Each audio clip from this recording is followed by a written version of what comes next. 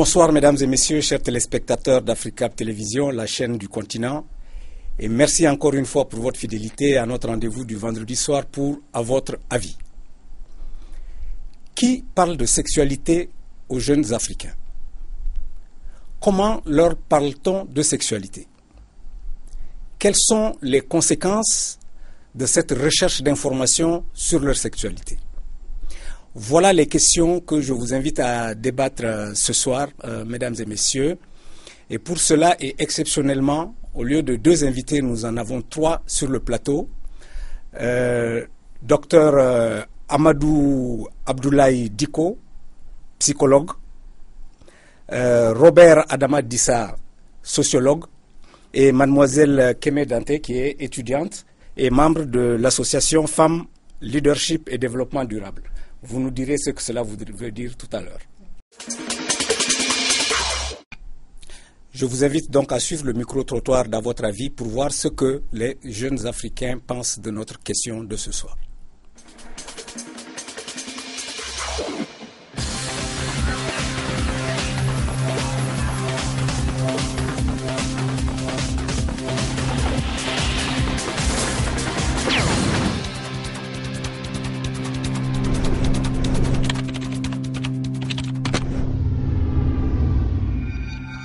Le premier lieu dont les jeunes doivent s'informer concernant la sexualité, il s'agit de l'école. Les jeunes doivent comprendre qu'est-ce que la sexualité. D'abord à l'école et ensuite entre les amis. Parce qu'en famille, il y a des paroles que les jeunes ne peuvent pas dire en face de leurs parents. Il y a des thèmes que les jeunes ne peuvent pas exposer à leurs parents. Par exemple, comment moi je peux aller m'asseoir auprès de mon père, demander à mon père, papa, c'est quoi ça concernant la sexualité. Voyons de nous-mêmes, c'est pas dit que c'est déplacé, mais c'est un peu honteux quoi. Surtout dans nos sociétés ici en Afrique, c'est pas du tout facile. Bon, il est clair que la première source d'information des jeunes sur la sexualité reste l'Internet. Et comme vous le savez, l'Internet, c'est un espace ouvert à tout le monde. Il y a du tout, il y a les experts, il y a les non-experts. Donc la conséquence tout simplement, c'est que ces jeunes-là qui vont sur Internet pour chercher des informations risquent de tomber sur une information inexperte, c'est-à-dire délivrée par quelqu'un qui ne s'y connaît pas. Et si on les applique, la conséquence reste évidente. Quand tu regardes les portables de la jeune fille, il y a tout, tu vas voir tout. Tu vas voir les problèmes d'amour, tu vas voir tout. Ça c'est pas bon. Donc l'information là, c'est au niveau de la télé, au niveau des journaux et même au niveau du cinéma. Donc pour éviter tout ça là, il faut une grande sensibilisation. Il faut que l'État prenne sa responsabilité. Empêcher donc les vendeurs des films porno là de vendre ça. La difficulté ici, c'est s'adresser aux grandes personnes. La culture ne permet pas, mais nous, entre jeunes aujourd'hui, ce n'est pas seulement que l'Internet qui nous permet. On a aussi la possibilité avec les amis et surtout nos grands frères, généralement qu'on appelle dans les quartiers les grands, qui peuvent aussi nous renseigner.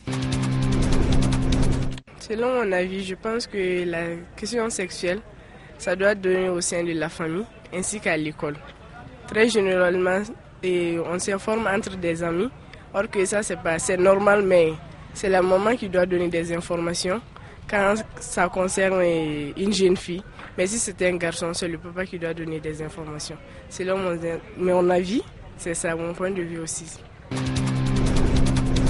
Et la sexualité ne demande pas, il n'y a pas de tabou. Je pense que c'est mieux d'être éduqué au sein des parents, parce qu'on n'a pas les mêmes civilisations avec l'Occident. Sinon, du côté de l'Occident, c'est très simple. Même l'enfant à bas âge, on te parle de la sexualité. Tu sauras réellement ce qui est bon et ce qui n'est pas bon. Les jeunes cherchent souvent les informations sur la sexualité au niveau de la télé, des internets. Donc, il faut d'abord, un enfant, quand vraiment il veut connaître, il est en train de prendre ces informations, il devrait quand même d'abord étudier c'est quoi l'avantage de la sexualité et ses obstacles.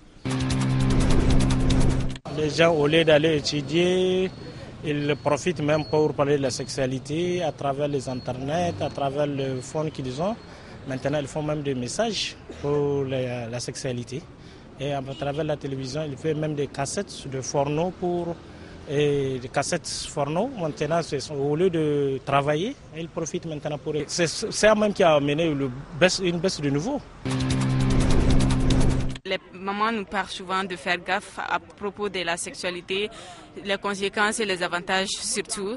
Et puis, tu vois, et puis entre filles aussi, on peut en parler, hein.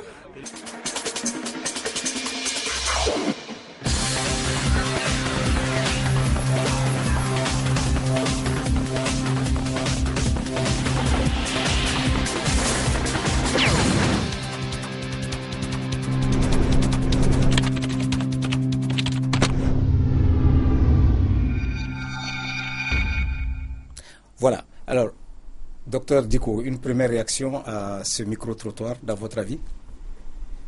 Bien, moi je pense que ces avis divergents dénotent de l'importance du thème, mais du caractère vraiment problématique de cette chose.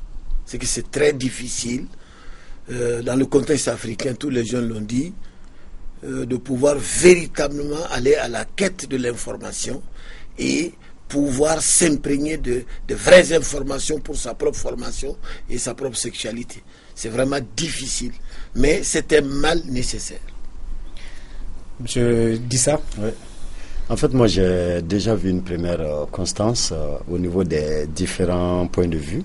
C'est que tous se reconnaissent que les jeunes prennent les informations auprès des jeunes. Voilà tout de suite ce que j'ai remarqué à partir de ce micro-trottoir. Oui. Très bien. Kémé, quelle réaction?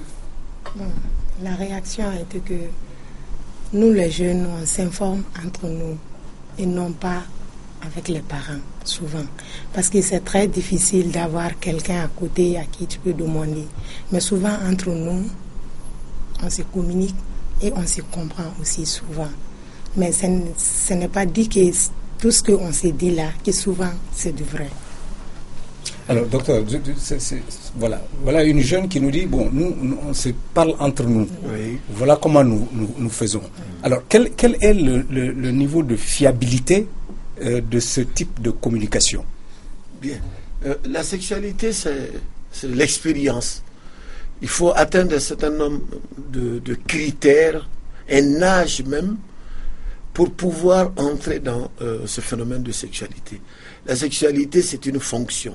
C'est un apprentissage, mais un apprentissage identitaire. C'est-à-dire que sexualité rime avec estime de soi, valorisation ou dévalorisation, à travers toutes les cultures. La sexualité, disait Freud, c'est pas génitalité, non. Sexualité, c'est, pour un garçon, la sexualité, c'est d'abord comment affirmer sa masculinité. Quels sont les attributs qui sont liés à cette fonction sexuelle masculine? Pour une jeune fille, quels sont les attributs liés à cette fonction féminine de la sexualité? L'identité de la femme, petit à petit, va se corriger par l'analyse des éléments socio-culturels mis à sa disposition ou psychologiques de sa culture, ce que les anthropologues appellent l'ère culturelle, pour essayer de digérer un certain nombre d'informations qui sont positives, qui vont la valoriser, et des informations qui sont négatives, les laisser de côté. Alors, mais comment on fait le distinguo, justement, monsieur Dissa? Comment est-ce qu'on fait le distinguo entre les bonnes et les mauvaises informations? Oui. Et si c'est des informations données par des jeunes à des jeunes, le problème est très très compliqué à ce niveau. Parce qu'on doit aller du principe qu'ils sont à peu près au même niveau d'information sur les thèmes, sur la sexualité. Alors, du coup, en fait, c'est d'autres aspects qui entrent en ligne. Les problèmes de leadership entre eux-mêmes, les problèmes de préjugés entre eux-mêmes, les problèmes de vue entre eux-mêmes. Par exemple, au sein d'un groupe, il y a un qui est par exemple fanfaron, qui est gueulard, qui prétend avoir beaucoup voyagé, avoir beaucoup lu, des trucs comme ça, alors que dans la pratique, il n'a pas une si grande expérience. Les autres aveuglement pourraient le suivre, alors qu'il est justement la personne qui est vraiment la dernière concernant la bonne information dans le groupe. Donc le distinguo est très très difficile à faire à ce niveau-là. Kémé, tout à l'heure vous avez dit, il n'est pas dit que tout ce que nous disons entre nous, c'est la vérité. Oui. Ça veut dire quoi? Ok. Ça veut dire que, moi je veux dire par là, que la famille, les écoles, la société doivent jouer un rôle d'informateur et d'éducateur entre nous. Parce que si on reste tout le temps sur le même longueur d'onde, moi je crois qu'il y aura toujours des barrières. Est-ce que par exemple, vous, Kémé, oui. vous discutez de sexualité à la maison avec maman, par exemple? Oui. Moi, ma maman, on s'est dit tout. Elle m'explique tout ce que je veux savoir. Si elle n'a pas la réponse d'une de mes questions, elle me donne des livres à lire. Ça, c'est une maman exemplaire. Oui. Docteur, une réaction? Ça, je veux dire qu'elle a vraiment de l'aubaine. Dans un contexte culturel malien, et une maman comme ça, c'est très bien. En tant que psychologue, j'apprécie hautement cette contribution de sa maman pour son éducation à elle. Sinon, globalement, c'est un mea culpa. Les gens ont peur de faire leur propre mea culpa. Surtout les parents. Compte tenu du fait qu'eux aussi ont réussi cette éducation-là de par les parents de façon transgénérationnelle, c'est que tout le monde se dit qu'il y a des choses à ne pas dire. Parce que ça peut être quelque chose qui peut pervertir la personnalité des enfants. Alors qu'en réalité, aujourd'hui, vu l'évolution des choses, on est obligé, il est bon, il y a une auditrice qui a dit ça de Bamako certainement, où il faut que ça retourne dans la famille. Je suis pour cette approche. Il faudrait que les parents qui sont ce qu'on appelle les personnes significatives des enfants, un parent est un modèle. L'enfant croit à ce que le parent va lui dire. Donc, les parents doivent être les premiers à pouvoir faire les premiers maillons de la compréhension. C'est difficile, je sais, sur le plan culturel, mais c'est aux parents, parce qu'il a confiance en lui, père ou mère, garçon ou fille, de pouvoir commencer à jeter les jalons d'une compréhension progressive de la chose, parce qu'elle est complexe. Si un enfant fait confiance à son père ou bien une fille fait confiance à sa mère, il y a de fortes chances que les langues vont se délier et certaines choses seront expliquées. Et elle verra en ce moment, cette jeune fille, le pour et le contre, sous-peser les deux aspects et choisir la chose qui serait la plus intéressante possible, la plus enviable possible. Moi, je pense que c'est dans la famille qu'il faut d'abord poser le problème, ne pas occulter le rôle des parents. Alors, donc, nous allons donc recentrer effectivement notre débat sur notre sujet. Alors, je vous propose que nous prenions les différentes sources d'informations auxquelles les jeunes peuvent s'adresser, et puis que nous envoyions l'impact sur leur développement, le développement de leur propre sexualité. Alors, je vous donne la parole. Oui, en fait, par rapport aux différentes sources, naturellement, on va citer les pairs, c'est-à-dire leurs semblables. On parlera de la famille, on parlera de l'école, aussi des masses médias, de l'Internet, beaucoup de gens l'ont déjà évoqué. Mais avant l'Internet, moi je parlerais des images telles que les films, tels que les romans pornographiques et tout. Je parlerai aussi des médias, que ce soit au niveau de la presse écrite, notamment dans certaines revues plus ou moins spécialisées sur les questions de jeunesse. On aborde ces différents thèmes-là. Mais ce qu'il faut réellement comprendre dans tout ça, c'est que parler de sexualité n'est qu'un élément, n'est qu'un aspect de la communication globale que les jeunes et les parents doivent avoir. Un jeune qui n'a pas l'habitude de communiquer sur d'autres aspects de sa vie avec son père ou avec sa mère, je ne le vois pas communiquer non plus sur la sexualité avec son père ou avec sa mère. Donc cela va m'amener à dire qu'au niveau de la famille, comme M. Diko le disait tout de suite, Dr Diko le disait tout de suite, c'est qu'effectivement on doit vraiment mettre beaucoup d'accent sur l'éducation familiale. Alors, mais comment on y parvient dans un contexte culturel qui est le nôtre et qui, de ce point de vue-là, considère la parole sur la sexualité comme un tabou? Oui. Comment on fait? C'est-à-dire la parole sur la sexualité comme un tabou n'est pas aussi tabou que ça, franchement. Parce que quelles que soient les cultures, quelles que soient les époques, on parle en fait de sexualité. Peut-être qu'on n'arrive pas à un certain niveau avec les enfants, mais même là, cela dépend du degré de communication globale qu'on entretient avec ces mêmes enfants-là ou qu'on entretient avec les aînés. Donc, parlant de la famille, il va falloir qu'on comprenne que, autre temps, autre mœurs, autrefois, on mettait beaucoup de barrières au niveau des communications entre les aînés et les cadets, mais aujourd'hui, force est de reconnaître que beaucoup de rites de passage, en fait, ne sont plus d'actualité et que nous sommes dans une époque d'hyper-information et de sensibilisation. Il va falloir qu'on ouvre vraiment le débat sur presque tous les aspects de la vie des jeunes, pas seulement sur la sexualité, mais en ouvrant le débat avec eux sur tout ce qui les intéresse. La sexualité, du coup, ne va plus devenir un thème particulier. Ça va se confondre aux autres thèmes tout court. Voilà ce que moi je pense. Très bien. Alors, Kémé, dans le micro-trottoir que nous avons suivi, beaucoup ont dit nous pensons que le lieu privilégié, c'est l'école. Oui. Bon, moi, à mon avis aussi, le premier lieu, ce sera de l'école, le second en famille aussi. Mais moi, je crois que l'école ne fait plus sa devoir au sujet de la santé reproductive des jeunes. Le sujet même reste tabou à l'école aussi, au sein de l'école. Donc, moi, je crois que ça ne va pas du tout. Alors, je réagis en disant que, vous savez, dans l'inconscient collectif du parent, de nous tous, sexualité rime avec perversion. Oui. On a tendance à croire que expliquer la sexualité à son enfant, c'est qu'on soi-même on est en train de développer des tendances perverses. Mais non. Donc, le psychologue va demander à ce qu'on dédramatise même la situation. Il faut que les parents, on les sécurise, on les met dans des situations où ils vont comprendre que parler de sexualité avec son garçon, parler de sexualité avec sa fille, c'est autant normal que parler de cuisine ou de parler d'aller au champ, de choisir les semences adaptées à telle ou telle terre. C'est cela. Et c'est aussi une façon de développer son intelligence. Quand un individu est cloîtré, quand un individu est inhibé, il n'arrive pas il veut quelque chose, mais il n'a pas les moyens de s'exprimer, vous allez le mettre dans des dispositions difficiles sur le plan développemental.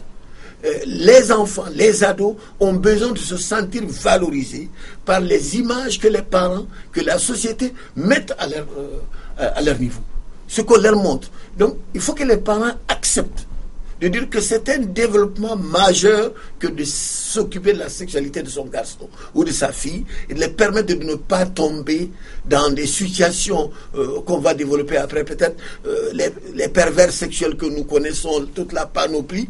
Aujourd'hui, je vais vous dire, l'hypothèse est telle que on a constaté que tout père pédophile, l'hypothèse est déclarée et appréciée, valorisée, il a été lui-même, dans son enfance, maltraité sexuellement.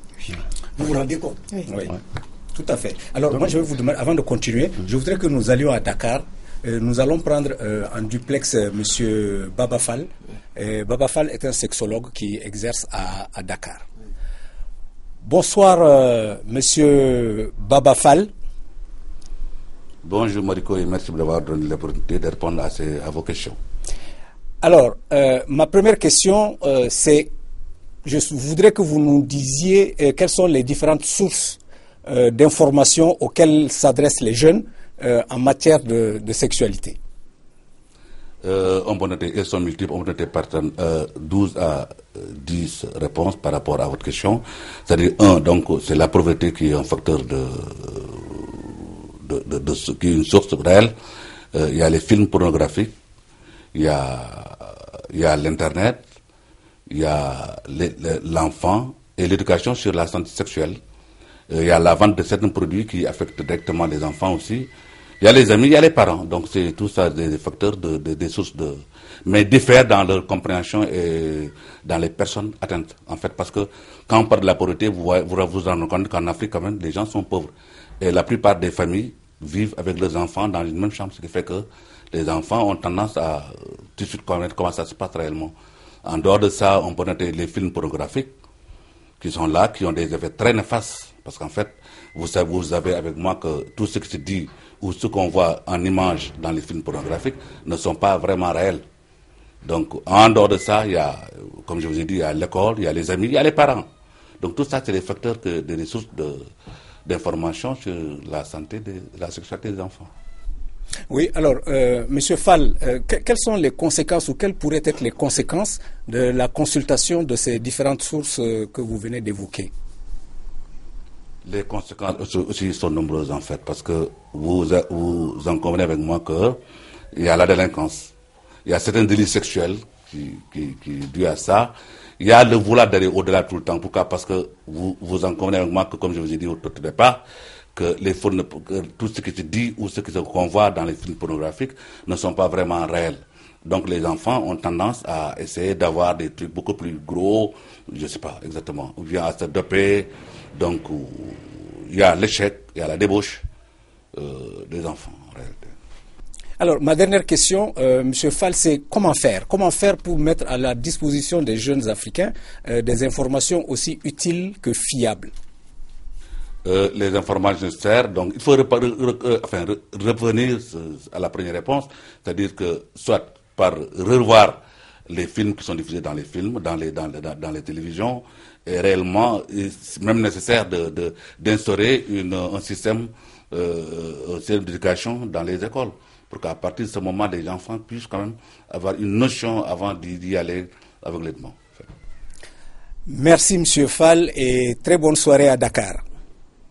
Merci, M. Mariko. Voilà. Alors, qui prend la parole? Kémé. Oui. Les conséquences que nous, les jeunes, on peut avoir à travers ce sujet, c'est on peut rentrer dans... C'est entrée précoce de la sexualité, les grossesses non désirées, les grossesses précoces. Alors on va prendre entrée précoce dans la sexualité. Oui. Ça veut dire quoi? Entrée précoce, c'est d'avoir une relation à bas âge. Oui, l'âge, c'est... L'âge, c'est de 11 à 12 ans, souvent. Docteur, dites-moi, quel est en moyenne l'âge du premier rapport sexuel chez les garçons, par exemple? On verra ensuite chez les filles. Donc, il y a des analyses culturelles. Oui. Le garçon, dans les civilisations européennes, euro-américaines, vers 10 ans déjà, le garçon a eu son premier rapport. Mais nous, en Afrique, globalement, il faudrait attendre vers les 12 ans, 13 ans, c'est-à-dire l'âge pré-pubertaire. C'est pas trop tôt, ça? Absolument. La plus jeune maman du monde avait 9 ans. Oui, elle est brésilienne. Donc, vous vous rendez compte, c'est-à-dire, on peut aller, l'âge était un critère au départ. On attendait d'être assagi pour aller vers cette fonction. Mais de plus en plus, puisqu'il n'y a plus de repères, il n'y a plus de canevas, et que les jeunes, c'est entre eux qu'ils vont échanger, ou l'Internet, alors ils se disent, parce que la sexualité est un élément de valorisation de soi, on s'affirme par ce qu'on a. Les latins disent le phallus du garçon, et il pense qu'il a une nouvelle fonction, il a un nouveau pouvoir, et il va l'exercer sous forme même agressive. Son phallus va agresser la fille. Et donc, vous vous rendez compte qu'il suffit qu'il commence à avoir confiance en lui, 10 ans, 11 ans ou 12 ans, pour qu'il commence à vouloir exhiber, le mot même, exhiber cet instrument-là et vouloir montrer à qui de toi que je suis capable de quelque chose. Et c'est pour cela que le critère âge au départ qui allait dans les 14-15 ans, c'est-à-dire que l'adolescence proprement dite, parce qu'il faut d'abord que la puberté inaugure les fonctions physiologiques qui permettent à l'éveil de ces fonctions-là pour qu'on s'épanouisse. Mais maintenant, les jeunes mettent la charrue avant les bœufs. C'est qu'on n'attend pas cette maturation-là. On va très tôt. Il y a une maturation sociale qui a tendance à prendre le pas sur la maturation physiologique. Alors, donc, je vous redonne la parole, Kémé. Vous nous avez parlé donc de l'entrée précoce dans la sexualité. Ensuite, les grossesses non désirées. Les grossesses précoces et la déscolarisation, surtout nous les filles. L'avortement clandestin, le VIH et les maladies sexuellement transmissibles. Oui. Alors moi je vous ai présenté tout à l'heure en disant que vous êtes membre d'une association Femmes, Leadership et Développement Durable. Est-ce que dans le cadre de cette association, il y a un travail d'information, de sensibilisation que vous faites, par exemple, sur ces questions-là? Oui, parce que chez nous, nous travaillons dans 5 domaines. Le leadership, la santé de la reproduction, l'éducation, l'entrepreneuriat et le développement durable. Ok. Bon, le volet santé, moi-même, je suis membre de ça. Donc, souvent, on en discute avec les jeunes, entre nous, et souvent, on fait les appels aux gens de planning familial. Souvent, on fait appel à ces gens-là aussi pour mieux expliquer les jeunes. Si tu fais ça, ça va donner ça. Mais alors, les jeunes que vous sensibilisez, vous les trouvez où? Expliquez-nous ça. Où est-ce que c'est dans les quartiers, c'est dans les écoles, où se font ces rencontres-là? Bon, dans les écoles, comme dans les universités, on part voir les jeunes, on leur demande de venir à notre siège, dont là-bas, on va leur fournir des informations. Ok. Oui. D'accord.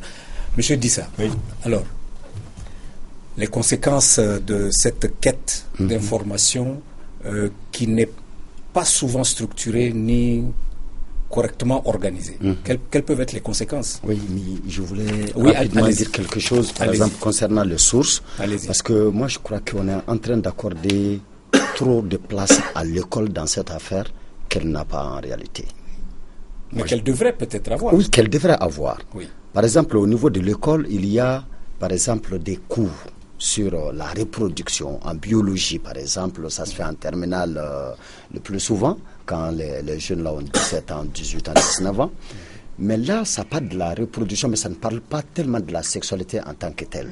Les enseignants aussi, de façon générale, en fait, ne donnent pas, c'est-à-dire ne disposent pas eux-mêmes, en fait, d'une bonne formation concernant la sexualité d'une certaine manière. Et les enseignants sont beaucoup plus au niveau de la moralisation, ce qui ne règle vraiment pas le problème du tout. Donc franchement, je voulais attirer l'attention sur ces cas. L'école n'est pas une aussi grande source d'information pour les jeunes qu'on veut vraiment le faire passer. Maintenant, par rapport aux conséquences liées à la mauvaise information.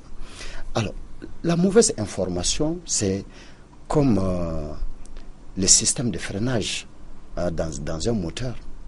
Parce que c'est l'information qui nous permet en fait de savoir quel schéma il faut emprunter. Maintenant, si on dispose d'une mauvaise information déjà, ça veut dire qu'on va à sa perte. Maintenant, toutes les conséquences qui arrivent, elle a parlé de grossesse non désirée, précoce. Monsieur Diko nous a bel et bien expliqué la précocité, les raisons, les causes de cette précocité-là. Mais en réalité, c'est que moi, je voulais surtout, et ce dont moi je voulais parler à ce niveau comme conséquence, c'est la dépravation morale, la dépravation psychologique et intellectuelle, en fait, d'une jeune personne, homme ou femme. Dépravation morale, c'est que à force de commencer trop tôt la sexualité, au bout d'un certain temps, on réalisera qu'on a un grand nombre de partenaires sexuels dans sa vie. Imaginez, on est sur un plateau de télévision, dans 20 familles, 30 familles, au même moment, il y a quelqu'un qui peut dire, voilà, lui, je l'ai vu nu. C'est très vilain. Ce n'est même pas bien déjà pour leur nom. Ce n'est pas bien pour la suite de leur carrière, quel que soit le domaine qu'ils veulent vraiment entreprendre. Moi, j'aimerais que les jeunes comprennent que, c'est-à-dire la vie continue. Mais qui doit leur faire comprendre ça? Justement. C'est la responsabilité de qui? La responsabilité première, à mon avis, c'est les aînés directs, c'est-à-dire les grands frères. Les grands frères, les grandes sœurs, avant les parents, avant l'école, avant l'Internet. Moi, en fait, j'accuse d'abord la démission des aînés directs. Les aînés ont fait en sorte que les enfants d'aujourd'hui n'ont plus de repères dans leur propre société. Conséquence, on regarde dans leur chambre, ils ont des photos des stars occidentales et tout. Ils n'ont plus de personnes référentielles chez nous. Parce que les jeunes, disons leurs aînés directs là, en fait, aussi ne vivent pas comme les jeunes auraient aimé les voir. Un aîné direct, vraiment soucieux de l'avenir de son petit frère ou de sa petite sœur, en fait, ne doit pas montrer un certain écart comportemental entre lui et son cadet. Donc, il ne faut pas qu'il soit trop en déphasage avec les réalités actuelles de leur cadet. Bref, il faut qu'il soit dans la mouvance des cadets pour leur permettre de s'ouvrir davantage à leur cadet. On le dit chez nous, en Bambara, peut-être, je vais traduire, autrement dit, si on s'amuse trop avec les gamins, ils vont finalement finir par te manquer de respect. Mais en réalité, on peut bel et bien être ouvert à eux dans un cadre plus respectueux, tout à la fois. Donc les aînés directs, là, c'est eux qui doivent d'abord être les premiers formateurs de leur cadet. Kémé, oui. Vous êtes d'accord avec ce que dit M. Dissa? Oui, je suis d'accord avec lui. Oui, parce que maintenant, on commence à laisser la tradition.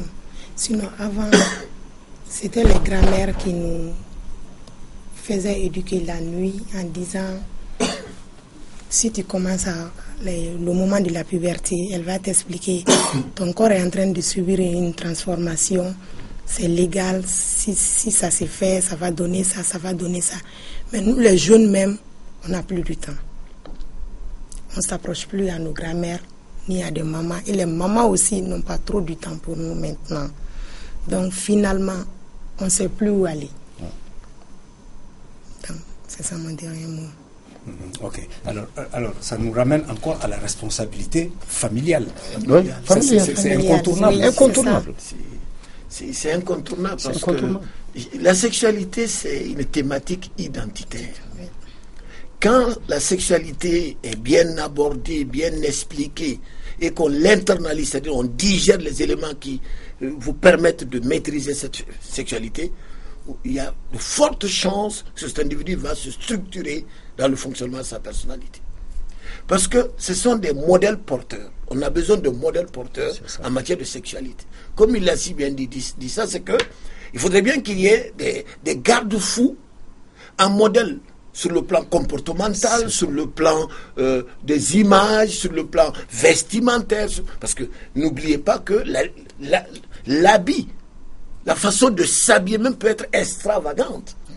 Et ça joue. On voit ça dans les rues. C'est extraordinaire. Dans les cours d'école. Exactement. N'est-ce pas, Kémé?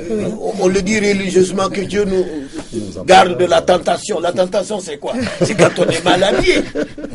Et on n'est pas sain devant quand on est mal habillé. Tous les jours, ça défile. Un beau jour, vous perdrez le fil, psychologiquement. Donc, il est important de canaliser les choses. L'histoire a montré que les grands psychopathes, les serial killers, les pédophiles, c'est des gens qui étaient déjà dans un environnement où on ne leur a pas donné des garde-fous. Oui.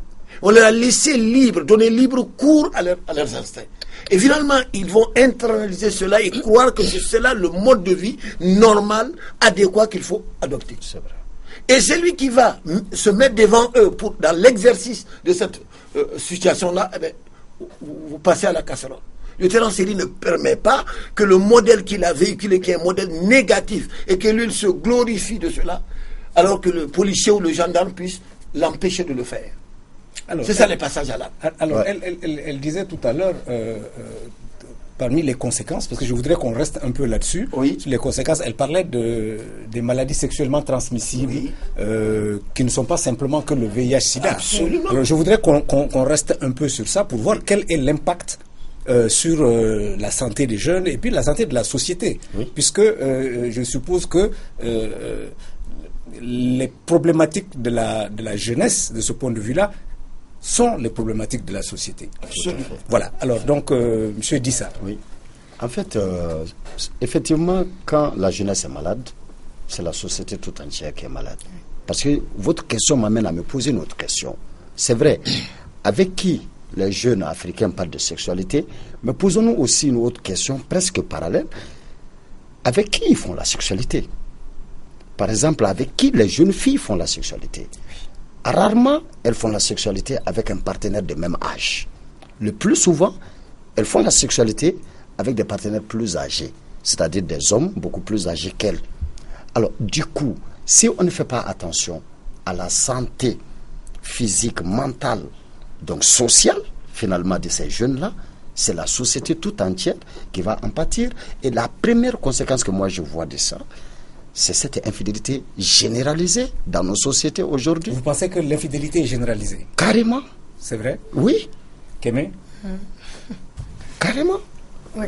Ça, je le maintiens, M. Mariko. Oui, je reviens à vous, Dissa. Je vais donner la parole à la jeune demoiselle qui est sur le plateau, pour qu'elle donne son point de vue sur cette question particulière. Bon, Il y a trop de filles qui ne sont pas fidèles, mais il y a des filles fidèles aussi. Oui, bien sûr. Oui, absolument. Heureusement. Oui, les filles fidèles, oui. Il y en a. Bien, ça continue alors. Ok. Donc, moi, je disais, cette infidélité généralisée n'a pas que des conséquences biologiques, ça a des conséquences sur tous les plans. Regardons nos amitiés. Nos amitiés sont des amitiés d'infidèles. Nos partis politiques sont des partis politiques d'infidèles. Nos associations sont des associations d'infidèles. Bref, notre comportement sexuel détermine notre comportement tout court. Et si on n'y met pas la santé, eh bien, dans aucune de nos relations, il y aura la santé. Très bien. Nous allons aborder la troisième et dernière partie de l'émission. Que faire? Bien, que faire? Docteur. Alors, il y a plusieurs paramètres. La première des choses, c'est de dialoguer avec les jeunes. Oui. Aller aux jeunes, les rassembler, les réunir, créer des cercles d'échange et parler aux jeunes. Parce qu'un individu, quand on s'adresse à lui, on le valorise. Et c'est fort probable, quand on est plus âgé, on s'intéresse à plus petit que soi, on lui donne des informations, au fur et à mesure, il commence à internaliser ces informations. Que l'on n'ait pas honte, en tant que père ou mère, de parler de sexualité, pas devant les mineurs, mais avec sa fille adolescente, son garçon adolescent, de l'aider à comprendre. Cette image qui est venue à la télé, cette image de dire que c'est une image fausse, de ne pas l'internaliser. C'est aussi important que nos ministères de jeunesse, les services de jeunesse, de sport, le sport est un lieu d'évasion, un lieu d'affirmation de soi, que des belles images, des images rédemptrices puissent être véhiculées à ces niveaux-là. Parce que si nos responsables qui s'occupent de la jeunesse ou du sport, ils ne sont pas réellement dotés d'instruments, ils ne sont pas aussi assez patients pour expliquer aux jeunes. Expliquer aux jeunes, c'est très difficile. Il faut du temps pour expliquer. Certains sont très intelligents, ils comprennent vite, d'autres sont très lents, d'autres sont inhibés, ils ont même honte. Il faut donc vraiment faire en sorte que son action puisse se poser selon les cas et accepter et satisfaire les uns et les autres. Mais si moi, adulte déjà, au psychologue, j'essaie d'expliquer quelque chose à un gosse, 2 ou 3 fois, il ne comprend pas, eh bien je m'énerve, je claque la porte, ça ne marche pas. C'est un travail de longue haleine. C'est très difficile. Et c'est quelque chose dont tout un chacun a son miroir subconscient. C'est que moi-même, comment j'ai vécu mon cas. Oui. C'est à travers cela. Donc il faut vraiment, en voulant aider les jeunes, si vous les violentez, mais vous allez créer des conséquences beaucoup plus néfastes. Je retiens de ce que vous avez dit qu'il faut absolument le dialogue. Le dialogue. Intergénérationnel. Intergénérationnel. Et intragénérationnel. Intra. Oui. C'est vraiment ça. Monsieur Dissa. Oui, en plus que faire? Oui. Que faire en plus de ce que le docteur vient de dire? Moi, je vais dire aux aînés directs de tout faire pour être un modèle pour leurs cadets. Ce n'est qu'à partir de là que les cadets vont venir à eux. Et que eux maintenant, avec leur statut d'aîné, que eux, ils fassent tout au nom de la responsabilité sociale, de bien s'informer, d'avoir la bonne information, l'information vraie pour les cadets. Deuxième proposition que moi j'allais faire, c'est qu'on forme les enseignants. Mais vraiment là qu'on les forme à être plus ouverts aux jeunes, aux quelques jeunes qui viennent à eux, qu'ils cessent d'être des moralisateurs, mais qu'ils soient vraiment scientifiques avec les jeunes, avec tact, bien sûr, et qu'ils osent aborder les thèmes cruellement avec les jeunes, sans tabou. Troisièmement, en fait, on essaye de dire aux jeunes où se trouvent vraiment les structures spécialisées. Parce que dans les grandes villes africaines, il y a des structures spécialisées pour l'information, pour la sensibilisation. Il faut qu'on fasse des campagnes d'information et de sensibilisation des jeunes afin de les orienter vers là-bas. Au cas où il y a tabou entre eux et les parents, il y a tabou entre eux, les enseignants, tabou entre eux et les aînés directs, ils peuvent aller quand même dans ces structures spécialisées-là, prendre la bonne et la vraie information. Ma dernière proposition à ce niveau, c'est qu'il faut, à mon avis, un système de punition.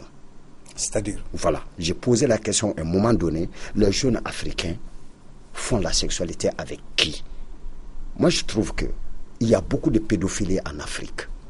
Quand des filles de 15 ans, 14 ans, 16 ans, même 17 ans doivent faire l'amour avec des garçons de 30 ans, de 40 ans, même de 50 ans, M. Marco, ça ne va pas. Il faut que la loi soit ferme à ce niveau. Il faut vraiment que la loi soit ferme. Parce que nous sommes à une période de déperdition morale totale où l'être humain n'a peur que de ce qui est coercitif. Et que la loi donc se fasse entendre, que les sentences soient appliquées. Alors, avant de donner la parole à Kémé, je vais poser une autre question intermédiaire. Dans le contexte de mondialisation dans lequel se trouvent aujourd'hui nos sociétés, qui sont totalement désarticulées du point de vue systémique même, qu'est-ce qu'on peut faire aujourd'hui? Un garçon, une jeune fille, dans sa chambre, a Internet, elle a son téléphone, elle a la liberté de naviguer, d'aller chercher l'information qu'elle veut, où elle veut. Comment on fait? Parce que ça, c'est une réalité aussi. Oui, c'est vrai, ça me permet même de revenir sur un truc que je voulais souligner. L'Internet n'est pas aussi diabolique que ça. Bien sûr. Voilà, que cela soit clair. Non, bien sûr. C'est-à-dire, sur Internet, il y a des sources qui sont mauvaises. Mais nous savons tous qu'il y a des sources fiables sur Internet. Maintenant, toujours la campagne de sensibilisation, toujours le dialogue prôné par Dr Diko, c'est qu'il faut montrer aux jeunes les vrais sites, les bons sites où on trouve les vraies informations. Et une fois qu'on arrive vraiment à leur dire les conséquences liées à la mauvaise information, et si on ajoute à cela où trouver les bonnes informations, bravo l'Internet, moi je pense. Kémé, qu'est-ce qu'on fait? Qu'est-ce qu'on fait pour que les jeunes puissent accéder facilement à l'information utile et fiable? D'abord, moi je pense qu'on doit faire une séance d'information, d'éducation et de conscientisation. Après ça, Qui doit faire ça? Bon, tout. J'appelle tout, la famille, l'école, la société. Ça, c'est un vaste programme. Bien, continuez. Un échange intergénérationnel, comme monsieur vient tout à l'heure de dire, c'est-à-dire adultes, jeunes et les professionnels, les organisations qui sont là dans le domaine de la santé et de la reproduction. Moi, je crois que si on fait ça, ça va faciliter l'accès à l'information et on va vraiment prendre soin de notre corps. Alors, nous avons parlé pendant un bon moment. Personne, j'attendais d'entendre le nom d'une institution que je n'ai pas entendu, donc je vais l'évoquer ici. Oui. C'est le FNUAP, UNFPA, qui est une organisation du système des Nations Unies qui fait un travail fantastique en matière d'information sur la santé de la reproduction. Oui. Mais aucun de vous n'a évoqué cette institution dans les propositions. Personnellement, j'avais pensé à ça, mais comme je sais que souvent au niveau des télés, évoquer certains noms, c'est faire leur publicité.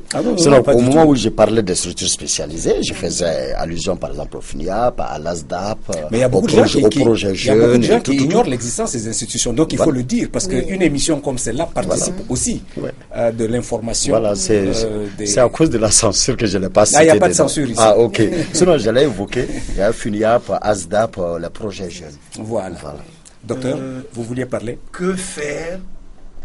Qui doit faire en gros? Il y a une prise en charge psychosociale des jeunes. Ce pays doit mettre en pratique, l'Afrique, le pays, l'Afrique, des programmes de prise en charge. Pourquoi la sexualité est devenue quelque chose de problématique? On en parle, tout le monde donne son point de vue. C'est parce que quelque part, le sociologue l'a dit, il y a un effritement des valeurs. On ne sait plus, on n'a plus de repères. Et quand les repères sont perdus, ou les repères en tout cas sont inexistants, il appartient à toute la société sur le plan transgénérationnel de créer les conditions pour retrouver ces éléments-là. Tout à fait. Il n'y a pas un critère, même âge, j'allais dire. Jeunes ou vieux, femmes et hommes, on est tous devant notre perdition. Si on ne contrôle pas la sexualité, si on laisse les gens librement choisir leur canevas d'orientation et de développement de leur sexualité, nous irons à notre perte.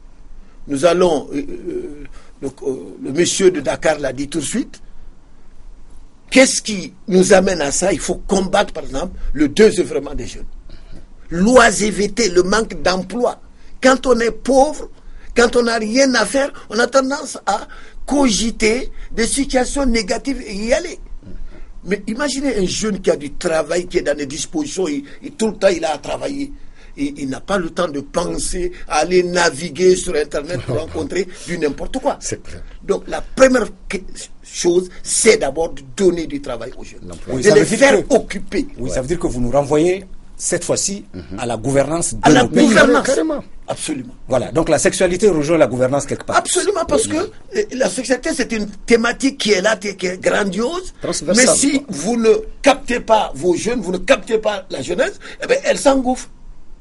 C'est un exitoire psychologique. Ça permet d'oublier.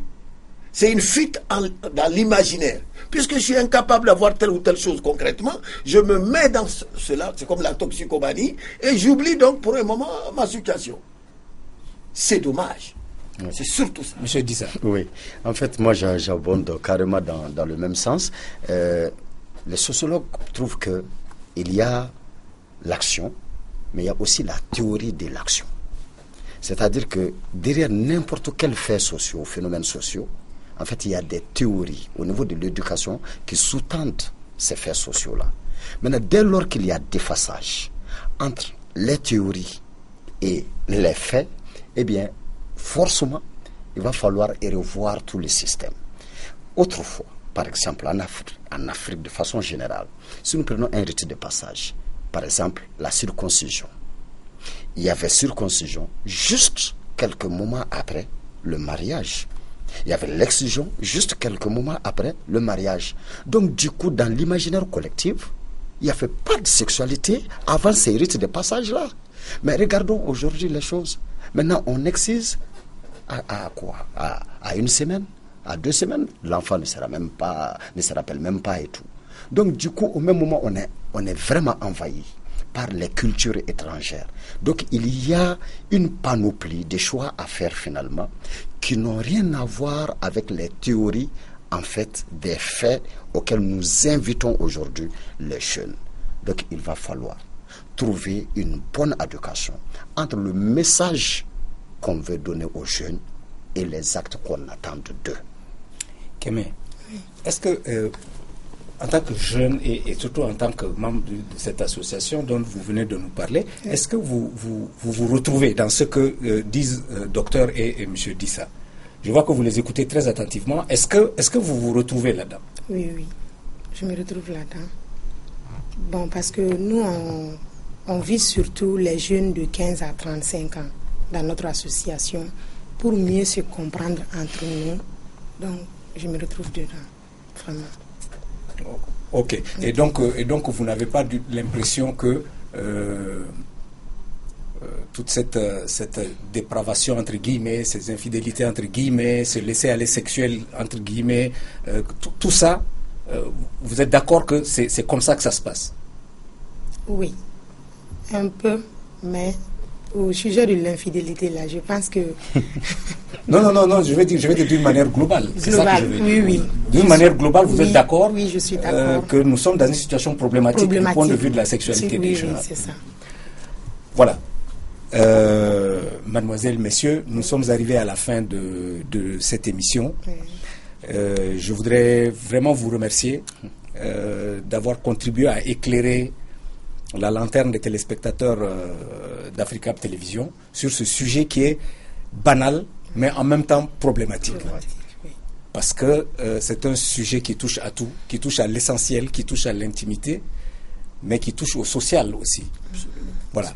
Merci beaucoup, mais je vais faire un remerciement tout spécial et tout particulier à Kémé, parce que j'avais voulu avoir une jeune personne et une demoiselle, si possible, sur le plateau pour que nous entendions la voix de la jeunesse.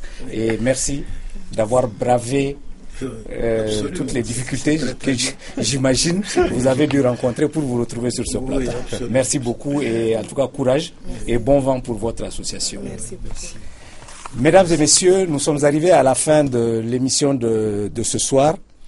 Vendredi prochain, je vous invite à discuter de la manière dont les Africains perçoivent eux-mêmes leur sécurité sur notre continent.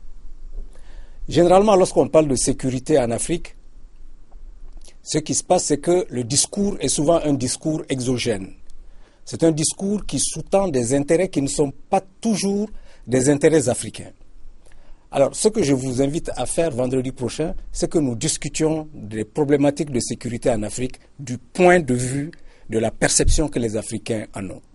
Comme vous le savez, vous pouvez nous envoyer vos questions, vos avis, vos observations au 00223 44 20 80 80, en nous envoyant vos SMS au 00223 74 22 59 73 et vos mails à votre avis, @africabtelevision.com.